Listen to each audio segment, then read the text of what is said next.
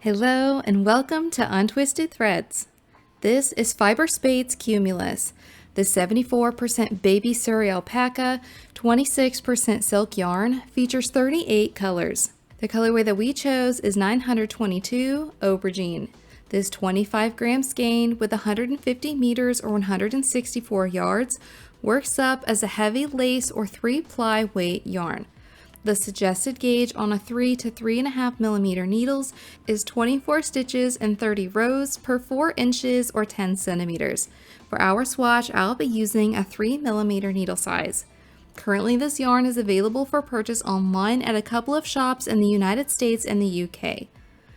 In today's video, we're going to review and score Fyberspates Cumulus using our 4 categories, which are traction, softness, durability, and cost, to help you decide if this is the best yarn for you and your next project. If you've ever wished you could actually feel the yarns we talk about, we totally get it. Screens just don't do it justice. That's why we created a monthly yarn sampler card on Patreon. Every month we send out 6 mini yarn samples so you can explore new textures, fibers, and brands from home. And the best part, your first month is totally free, so you can try it out and see if it helps you discover what you really love to knit with. The link is in the description if you'd like to check it out. Let's get started. Let me first say that I had never heard of this brand of yarn before, but you have great taste. Thank you for recommending this yarn for us to try out. For traction, we give it a score of 4 out of 5. I couldn't even remember if I had a 3 millimeter needle size. That's how little I knit at a smaller gauge. What makes a Suri Alpaca different from a mohair when working with it? What stands out the most to me is the roundness of the fibers around the silky core. Suri Alpaca has the tendency to be more rounded and even more fluffy in my opinion, whereas a mohair, the fibers stick out more straight away from its core. I felt like I had more grip due to the rounded fibers, and I didn't find it slipping everywhere. It made knitting each stitch easier to see, maybe due to its darker colorway too. Even though it was more fuzzy than a mohair, I didn't find the fibers sticking together or giving me much trouble when I was working with it. For softness, we give it a score of 4.9 out of 5. And this is why a lot of knitters choose Suri rather than a mohair, because of its softness, and this yarn in particular is one of the softest we've ever worked with. I was speechless with how soft it was from the skein and was so happy to get to work with it too.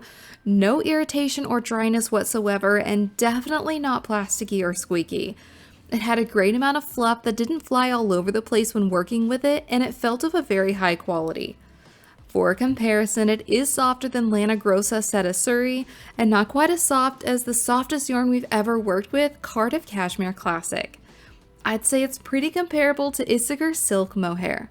For a micron count or softness scale rating, they typically range from a 14 to 90 micron, perhaps due to the brushed nature of the yarn, but we think this one's softer than your typical merino at around an 18. It's always a pleasure to find a yarn that isn't irritating on my sensitive skin.